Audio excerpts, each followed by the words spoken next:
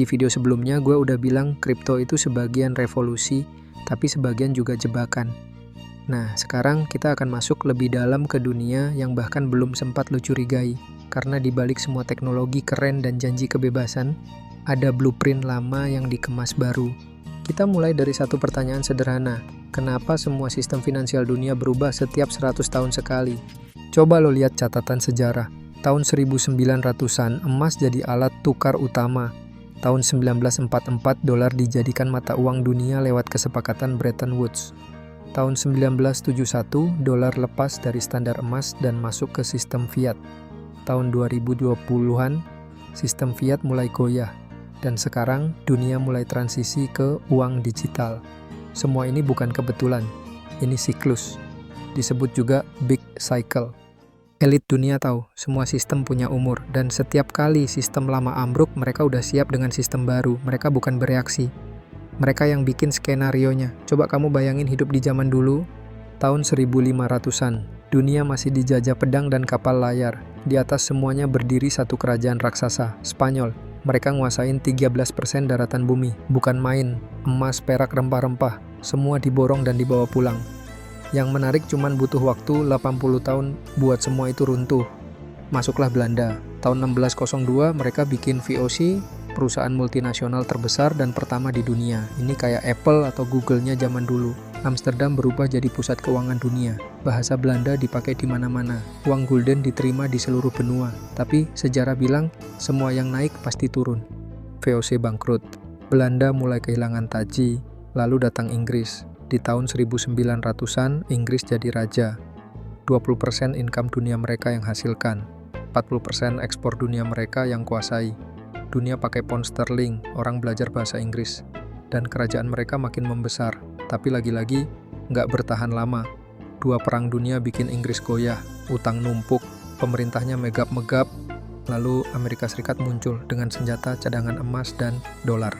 Tahun 1944, lewat perjanjian Bretton Woods, dolar resmi jadi mata uang dunia. Dan sejak saat itu, dolar bertahta. Tapi ini bukan akhir cerita. Karena dunia ini bukan garis lurus, dia berputar. Spiral, siklus. Seperti kata Ray Dalio, dunia punya satu pola yang terus berulang. The big cycle. Setiap kekuasaan global bertahan kira-kira 100 tahun. Diikuti masa transisi 20-40 tahun. Di masa transisi inilah tatanan dunia lama mulai rapuh, dan kekuatan baru pelan-pelan naik, dan kita sedang hidup di masa transisi itu. Kita ada di tengah-tengah episode sejarah terbesar abad ini, tapi sedikit yang sadar. Coba lihat tanda-tandanya. Amerika terus-terusan cetak uang. 90% dolar yang beredar sekarang dicetak setelah 2020. Inflasi makin menggila, politiknya kacau, utang nasional tembus angka yang absurd, rakyat mulai hilang kepercayaan.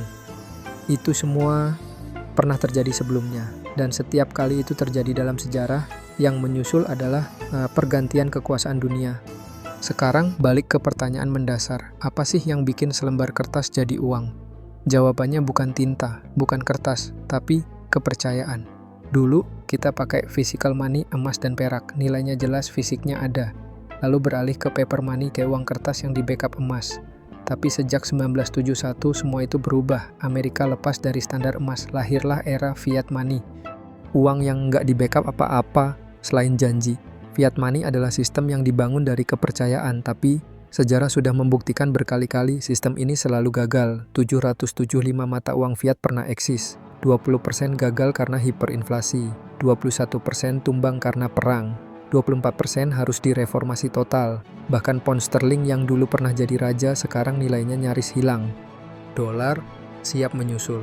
Dan ingat, sebelum runtuh selalu ada tanda-tanda. Lihat Jerman tahun 1923, inflasi meledak, rakyat panik, mata uang mark jadi kertas toilet. Satu roti bisa harganya 200 miliar. Tabungan seumur hidup habis dalam semalam.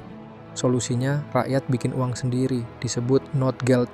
Uang komunitas yang di backup aset nyata. Ada yang di backup emas, gandum, gas, bahkan lemak sapi. Bukan negara yang ngatur, tapi rakyat. Familiar? Sekarang kita punya NFT, kita punya blockchain, kita punya mata uang digital yang nggak dikendalikan bank sentral, kita punya Bitcoin. Bitcoin muncul sebagai bentuk baru hard money, sama kayak emas, tapi versi digital. Supply-nya terbatas, harus ditambang, dan nggak bisa dicetak sembarangan, tapi dia bukan satu-satunya. Ada ribuan kripto lain yang sebenarnya cuma easy money versi digital. Dicetak sesuka hati lewat proof of stake, airdrop, yield farming. Bedanya kalau fiat dicetak mesin, kripto dicetak pakai blockchain. Sama aja. Dan sekarang dunia mulai bingung kalau dolar runtuh, apa yang akan menggantikannya? Ada 3 kandidat. Pertama emas, tapi jumlahnya terbatas, susah diakses. Nggak cocok untuk ekonomi global yang serba digital dan cepat. Kedua, mata uang baru, bisa yuan, bisa gabungan aset, emas, bitcoin, silver. Tapi ini nggak bakal terjadi tanpa benturan geopolitik. Ketiga, Bitcoin, bukan milik negara manapun, tapi tantangannya juga besar, karena para pemegang kuasa dunia lama nggak akan diam aja. Setiap kali tatanan dunia berubah, sejarah mencatat pasti ada konflik, bisa perang, bisa krisis, bisa kerusuhan massal. Kenapa? Karena perubahan uang sama dengan perubahan kekuasaan. Dan kekuasaan itu nggak pernah dikasih, selalu direbut. Itulah kenapa kamu harus tahu semua ini. Karena kita lagi hidup di tengah pusaran sejarah yang akan dicatat ribuan tahun ke depan. Bukan sebagai saksi, tapi sebagai bagian dari perubahan. Jadi, pertanyaannya sekarang bukan lagi apakah dolar akan jatuh, tapi siapa yang akan menggantikannya. Nah, sekarang lo ngerti satu hal penting. Dunia bukan lagi soal siapa punya uang paling banyak, tapi siapa yang ngerti arah permainan. Karena sekarang yang pegang sistem, pegang dunia. Tapi gue nggak akan biarin lo jadi pion di game ini. Di video ini, gue akan kasih lo 3 hal utama buat lo bisa bertahan dan bahkan menang di tengah sistem global baru. Mindset, aset, dan komunitas. 1. Ubah pola pikir lo. Sekarang kebanyakan orang masih mikir, yang penting punya kerjaan tetap. Tapi lo sadar nggak? Sistem sekarang bikin lo terus kerja keras buat uang yang nilainya makin turun. Sadar sekarang, uang bukan kekayaan, ilmu dan kontrol lah kekayaan sesungguhnya. Berhenti konsumsi info mainstream, cari sumber alternatif, gabung forum, komunitas Web3, channel-channel under radar yang bahas soal sistem dan siklus dunia. 2. Pegang aset bebas dari sistem elit dan sekarang kita masuk ke bagian krusial. Aset apa yang aman dari pengaruh sistem elit? A. Bitcoin, bukan semua kripto. Bitcoin itu hard money digital. Susah ditambang, supply terbatas, nggak bisa diatur satu pihak. Beda sama altcoin yang bisa dicetak kapan aja, kayak fiat versi blockchain. Ingat, altcoin sama dengan profit, Bitcoin sama dengan ideologi. B. Emas fisik, emas sudah terbukti ribuan tahun. Negara bangkrut, perang, hyperinflasi, emas tetap emas. Bahkan Cina dan Rusia borong emas besar-besaran sekarang. C. Tanah dan produksi pangan, kepemilikan tanah makin langka. Tapi elit justru borong lahan. Tanah bisa jadi sumber makanan, energi, bahkan tempat aman kalau sistem runtuh.